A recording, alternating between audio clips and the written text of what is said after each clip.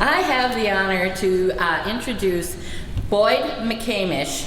He's the Executive Director of AFSCME Council 48, which represents all city and county employees along with private sector employees in Milwaukee County. So I want you to listen to what Boyd has to say very carefully and do what we need to make sure we don't become Wisconsin. So let's give Boyd a big Council 5 welcome.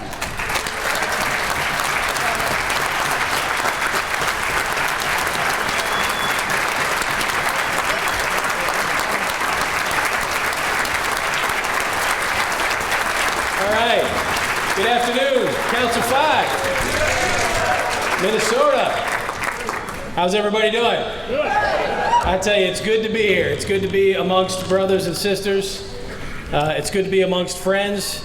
As I was coming across the bridge last night and my tires began to hum a different song as they hit that bridge, I felt like I was entering another world. For public employees, it's really now the equivalent of going from Mississippi into Minnesota. Public employees in Wisconsin have about as many, maybe fewer, rights on the job today than public employees in Mississippi, South Carolina, or Alabama. So it was really good to get off the battlefield and come spend some time with you today. I was here back in '05 when the child care campaign started. Anybody here in child care? Back in the day, all right. Back with Eric here in Bloomington, I think this is where we sort of kicked it off. And I just thought, how different a world that we live in, not only in Wisconsin, but for public employees in this country, how different the world has been since 2005 as opposed to today. The relentless assaults by Wall Street and the banks and the 1% on our rights, on our benefits, and on our voice has been astounding. And we should just be reminded that even though it seems like there's an attack of a different nature every day, we're in a place where we can really turn this thing around and make things happen here in Minnesota and around the country. So we shouldn't forget that. But what I wanted to do, thank you.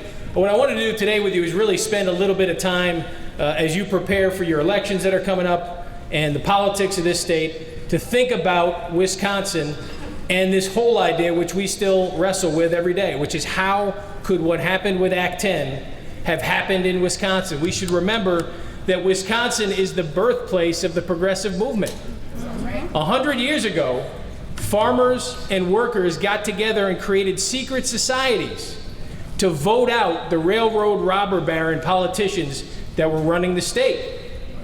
In 1932, public and state employees in Wisconsin got together to fight party patronage, Democratic Party patronage in state service, and the birth of AFSCME was founded there in '32. In the midst of the Great Depression, public employees with 25% plus unemployment refused to stop, refused to say we don't want to be treated with respect, and refused to stop fighting, and won some great things. And our union was born there. They didn't win union rights, they didn't win collective bargaining rights until 1959. So for a generation, they fought to try to change ordinances, to get the right people elected, the hand-to-hand combat that we all do every day. But it took until 1959 to win collective bargaining rights.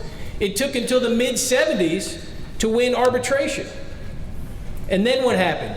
The standard of living for public employees in Wisconsin and around the country continued to improve.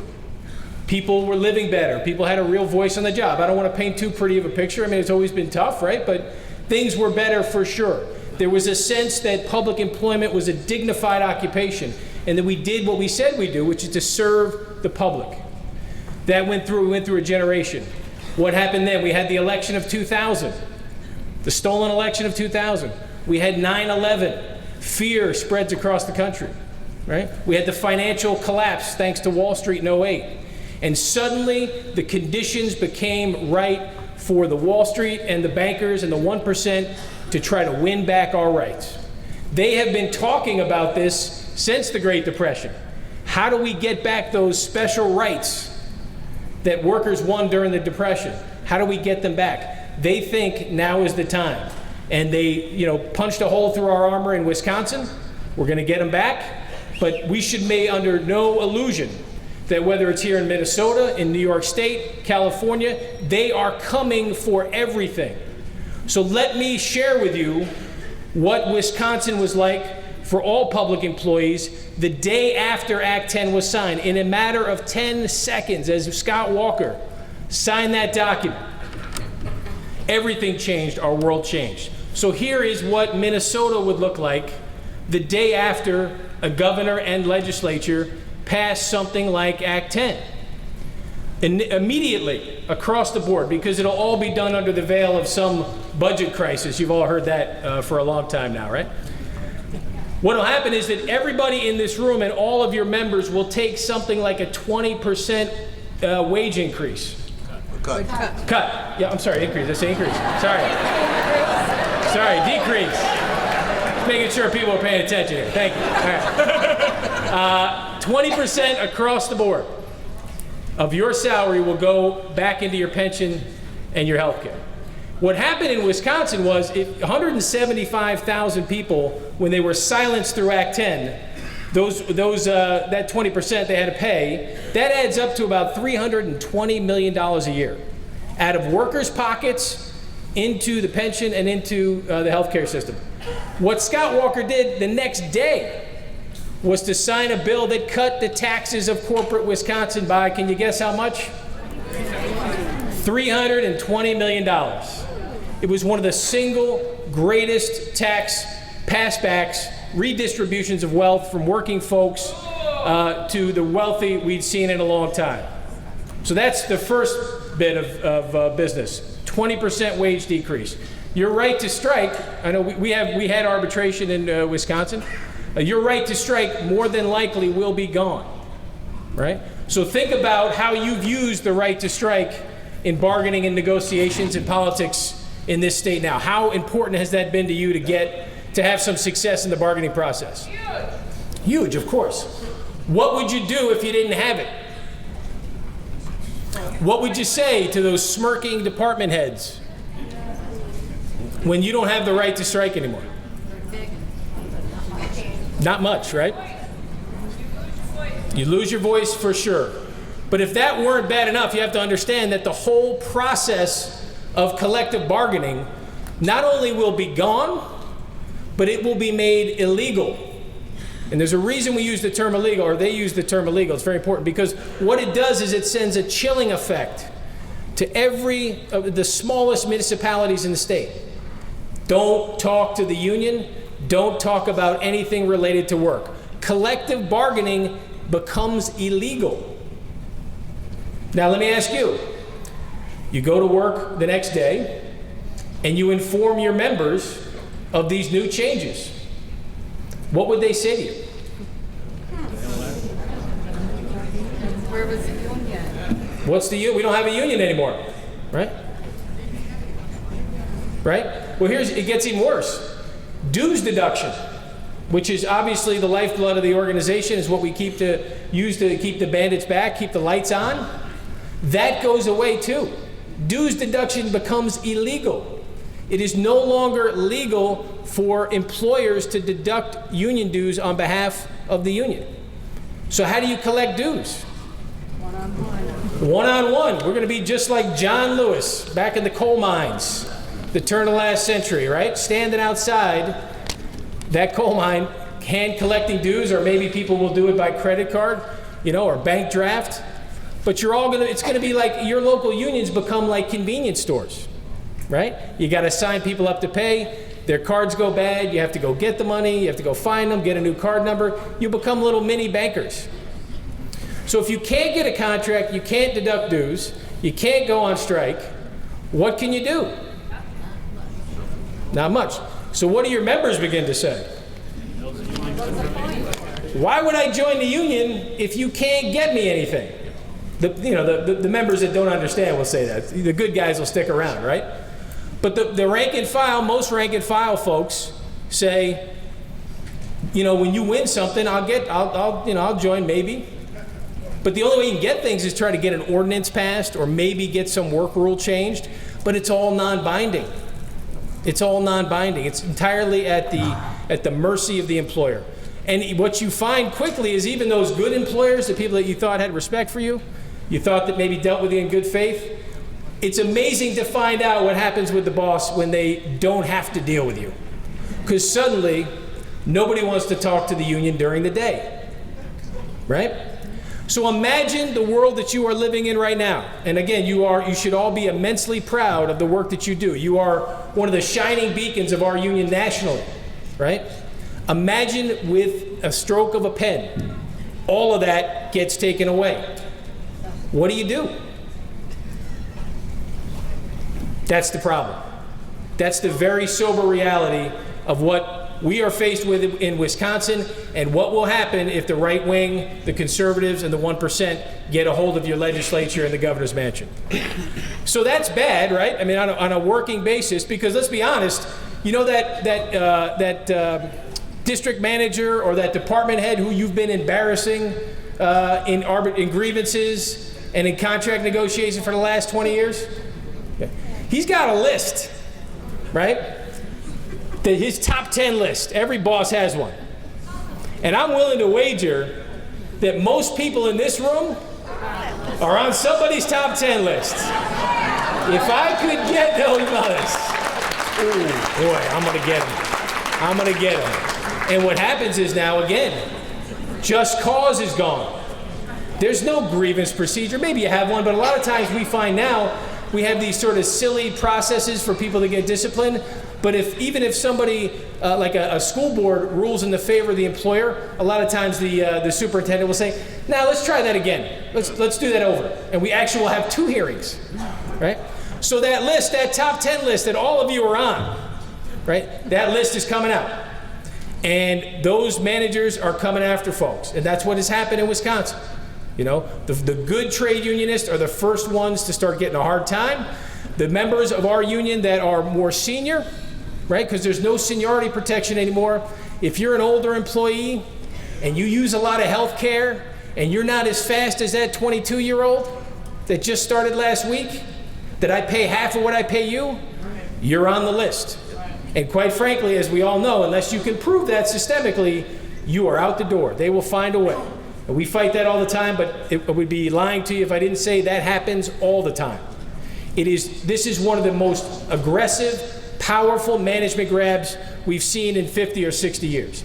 So that's the hard reality of something like Act 10 in Wisconsin, but really anywhere that it rears its ugly head. And I understand there's a fella running for governor here in Minnesota. Jeff Johns. Yeah. He says he wants to go all Wisconsin on Minnesota. Oh, Scott Walker. Yeah. Wants to go all Scott Walker. So like Scott Walker's like his hero? Yeah. All right. Little pro tip for you. If Scott Walker is somebody's hero, we have a serious problem. Right? I think you know that. But believe me, we are going to run. Don't worry about us in Wisconsin, because we're going to run that son of a bitch's ass out of the house in a couple months. Don't worry about Wisconsin. We will get it right. But what I want to say to you more than anything today is you can't let it happen. Because when you lose the election, you've already lost. It's over. It's too late. You cannot put yourself in a position where you can lose, where the right wing can run the table in the legislature and in the governor's mansion. If it's close, you got to do everything you can all the time and leave no stone unturned, because once they win, it's too late. There is a playbook that they have, and they've been using it all over the country. And the minute they win, that playbook goes into effect and everybody knows what to do. And 3 weeks later, after the election, you will be living what I just described. You cannot let them win. You cannot wait. You cannot let it even be close. So that's what happens on the shop floor. That's pretty bad, right? But that's just the beginning of Act 10. That's just the beginning of the impacts of Act 10. Because now that in Wisconsin there's 175,000 public employees who have been silenced, keep your mouth shut. Don't open your mouth. We do what we want around here now. There's no union anymore, buddy. Right? Now that 175,000 people are intimidated, coerced, and silenced every day, and believe me, it's very purposeful, now the public looting can begin. Because the people in this room are the front lines of the front lines, the last firewall to defend the public trust, the public good. We are the eyes and ears of how government is run. We see the corruption, we see the fraud, we see the nepotism, we fight it.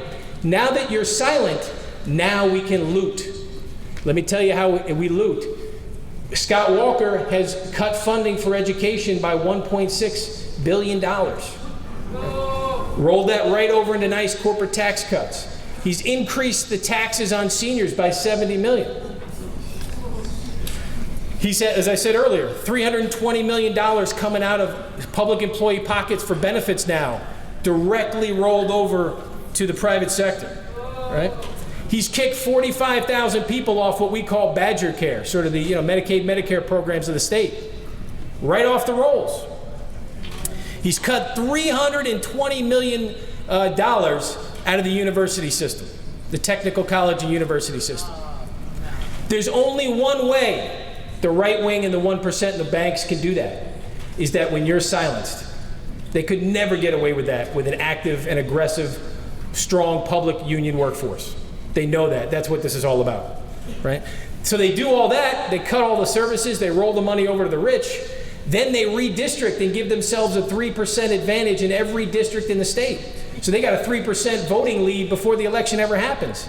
Then they implement the most restrictive voter ID laws in the country. And we're talking third world stuff here, with all respect to folks in the third world. We're talking about clear, open intimidation of people trying to register to vote, particularly people of color in urban centers. That's what happens. That can't happen unless you're silenced. And if they win, you will be silenced. It'll be too late.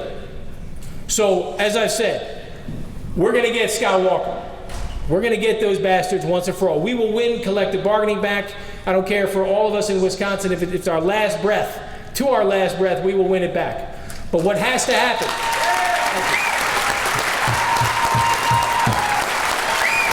Thank you.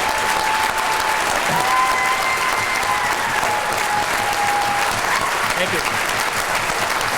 But what you have to do is cover the northern flank. Public employees cannot take another capsized boat. If Minnesota goes, the house of cards really starts to fall, because then we have another front we got to fight this on.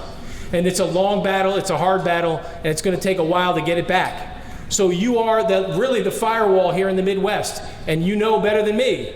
They're coming for you guys. They're coming for us in Ohio. They're trying to do it in Michigan. They know when you control the Midwest electorally, you control the presidency. And they've already figured out at the federal level how to control the House. That's what this is all about in large measure. So really, folks, do what you need to do to make sure that you never even get close to a place where you could lose everything. Because we know our enemies will take every last penny. They will privatize our services. They will make us part-time. They bring in their friends and family. It becomes like an old lawn care company. It's old boy stuff. Don't let it happen. Maintain the dignity of public service. Fight back. Beat the banks. Beat Wall Street. And we will win. We will win for sure. Thank you, brothers and sisters, very much.